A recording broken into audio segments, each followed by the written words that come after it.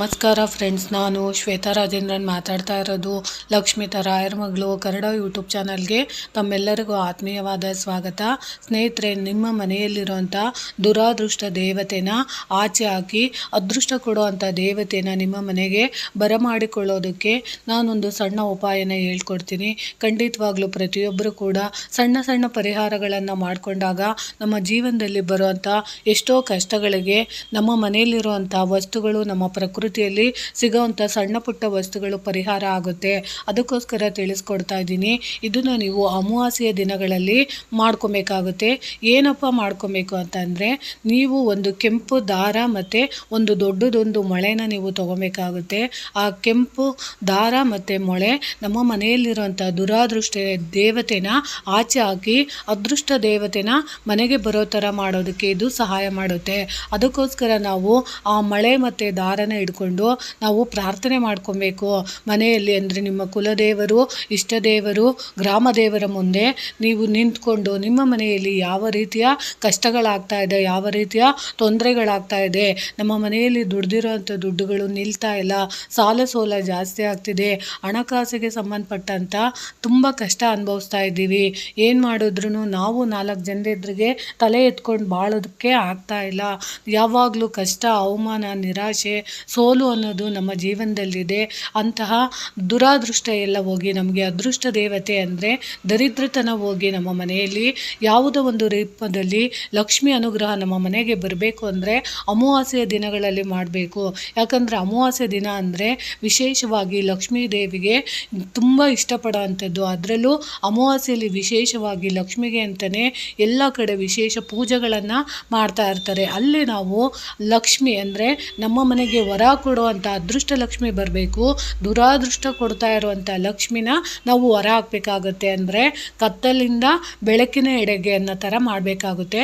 ಅದಕ್ಕೆ ನೀವು ಏನು ಮಾಡಬೇಕು ಅಂದರೆ, ನೀವು ಆ ಮಳೆನ ಹಿಡ್ಕೊಂಡು ಅದಕ್ಕೆ ನೀವು ಒಂದು ಸುತ್ತು ಫುಲ್ಲು ಕೆಂಪು ದಾರನ ಆ ಮಳೆ ಪೂರ್ತಿ ನೀವು ಆ ದಾರನ ಸುತ್ತಿ ಯಾವುದಾದರೂ ಒಂದು ಅರಳಿ ಮರದ ಹತ್ರ ಹೋಗ್ಬಿಟ್ಟು ಅದನ್ನು ಸ್ವಲ್ಪ ಮಣ್ಣನ್ನು ತೋಡ್ಬಿಟ್ಟು ಒಂದೇ ಒಂದು ಅಂಗೈಯಷ್ಟಗಲ ತೋಡಿ ಅದನ್ನು ಒಂದು ಸ್ವಲ್ಪ ನಿಮ್ಮ ಮನೆಯಲ್ಲಿರೋವಂಥ ದುರಾದೃಷ್ಟ ದೇವತೆನ ನಾನು ಈ ಮರದಡೆ ನಾನು ಮುಚ್ಚಾಕ್ತಾ ಇದ್ದೀನಿ ಅಂತ ಹೇಳ್ಬಿಟ್ಟು ಅಲ್ಲಿ ಮುಚ್ಚಿ ಅದರ ಮೇಲೆ ನೀವು ಮಣ್ಣನ್ನು ಮುಚ್ಚಿಬಿಟ್ಟು ಮನೆಗೆ ಬರುವಾಗ ನಮ್ಮ ಮನೆಗೆ ಇದ್ದಂತಹ ದುರಾದೃಷ್ಟನೆಲ್ಲ ಈ ಮರದೆಡೆನೇ ನಾನು ಬಿಟ್ಟಿದ್ದೀನಿ, ಈಗ ನಮ್ಮ ಮನೆಗೆ ಅದೃಷ್ಟ ಲಕ್ಷ್ಮಿನ ನಾನು ಕರ್ಕೊಂಡು ಹೋಗ್ತಾ ಇದ್ದೀನಿ ಅಂತ ಹೇಳಿ ಅಲ್ಲಿಂದ ನೀವು ಬರುವಾಗ ಆ ಅದೃಷ್ಟ ದೇವತೆ ನಮ್ಮ ಜೊತೆಯಲ್ಲಿ ಬರ್ತಾ ಇದ್ದಾರೆ ಅನ್ನೋ ಸಂಭ್ರಮದೊಂದಿಗೆ ಅಲ್ಲಿ ಅರಳಿ ಮರದ ಎಲೆನ ಬಿದ್ದಿರೋದಾದರೂ ಪರವಾಗಿಲ್ಲ, ಅಥವಾ ಮರದ ಬುಡದಲ್ಲಿರೋವಂಥದ್ದು ಕೊಂಬೆಯಲ್ಲಿರೋವಂಥ ಒಂದು ಎಲೆನ ನೀವು ತಗೊಂಬಂದು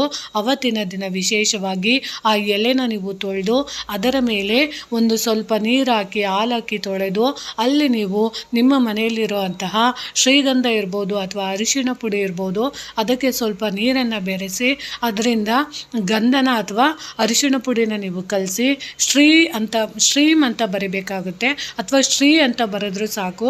ಅದನ್ನು ನೀವು ಬರೆದು ಅದನ್ನು ನಿಮ್ಮ ಕುಲದೇವತೆಯ ಅಂದರೆ ಲಕ್ಷ್ಮೀ ದೇವಿಯ ಮುಂದೆ ಇಟ್ಟು ಅದಕ್ಕೆ ನೀವು ಸ್ವಲ್ಪ ಕುಂಕುಮಾರ್ಚನೆ ಮಾಡೋವಂಥದ್ದು, ಹೂವುಗಳನ್ನು ಇಡೋವಂಥದ್ದು, ನೈವೇದ್ಯಕ್ಕೆ 1 ಗ್ಲಾಸು ಹಾಲನ್ನು ಇಡೋವಂಥದ್ದು.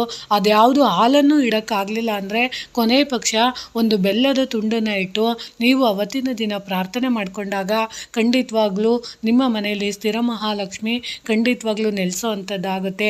ಆ ಎಲೆನ ನೀವು ಪ್ರತಿದಿನ ನೀವು ಮುಟ್ಟಿ ನಮಸ್ಕಾರ ಮಾಡ್ಕೊಳ್ಳೋವಂಥ ಜಾಗದಲ್ಲಿ ಇಡ್ಬೋದು. ಪ್ರತಿ ಅಮಾವಾಸ್ಯೆಗೆ ಒಂದು ಸಾರಿ ಎಲೆನ ನೀವು ಬದಲಾಯಿಸುವಂಥದ್ದನ್ನು ಮಾಡ್ಬೋದು. ಅಥವಾ ನೀವು ಹಣ ಇಡೋವಂಥ ಜಾಗದಲ್ಲಿ ಆ ಎಲೆನ ಇಡೋದ್ರಿಂದ ಖಂಡಿತವಾಗ್ಲೂ ನಿಮ್ಮ ಮನೆಯಲ್ಲಿರೋವಂಥ ದುರಾದೃಷ್ಟ ದೇವತೆ ಹೋಗಿ ಅದೃಷ್ಟ ದೇವತೆ ಬಂದು ನೆಲೆಸೋದಕ್ಕೆ ಸಹಾಯ ಮಾಡಿಕೊಡುತ್ತೆ.